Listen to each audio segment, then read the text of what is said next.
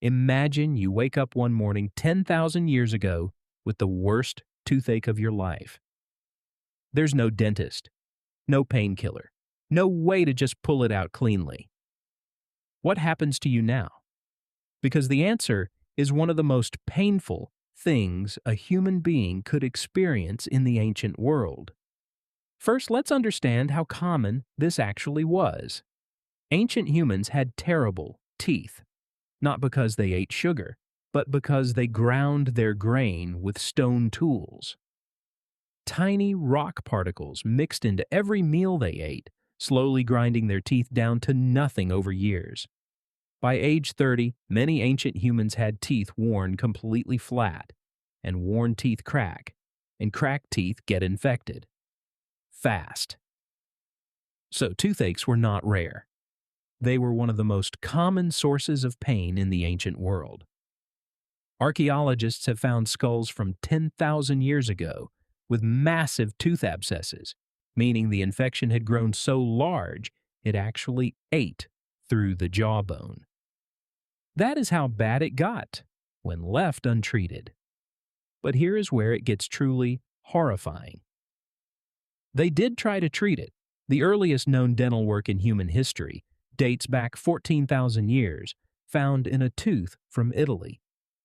Someone used a sharp stone tool, basically a flint pick, to scrape out the rotting part of the tooth. While the patient was fully awake, with no anesthesia, researchers believe it took hours. But scraping was only step one. If the infection had already spread, they had to remove the tooth entirely, and pulling a tooth with no proper tools is not like what happens at a dentist today. Ancient healers used sharpened bone or wood to loosen the gum tissue first. Then they gripped the tooth with their fingers or a piece of leather and twisted and pulled until it came out. Sometimes it took multiple attempts over several days. Sometimes the tooth broke in half and the root stayed inside, which meant the infection continued. For pain relief, they had limited options. Clove oil, which contains a natural numbing compound, was used in some parts of the world. Chewing certain plants like henbane, which is actually mildly toxic, could dull the pain enough to survive the procedure. Some groups used alcohol. None of it was enough to make the experience anything less than absolute agony. And here's the part most people never think about. A tooth infection that goes untreated does not just hurt, it kills. The infection spreads from the tooth to the jaw, then to the throat, then to the airway. If it reaches the brain or the bloodstream, it becomes fatal within days. Archaeologists have found skulls where the infection clearly spread to the surrounding bone, meaning the person died from a toothache. Something you can fix today with a single antibiotic was a death sentence 10,000 years ago.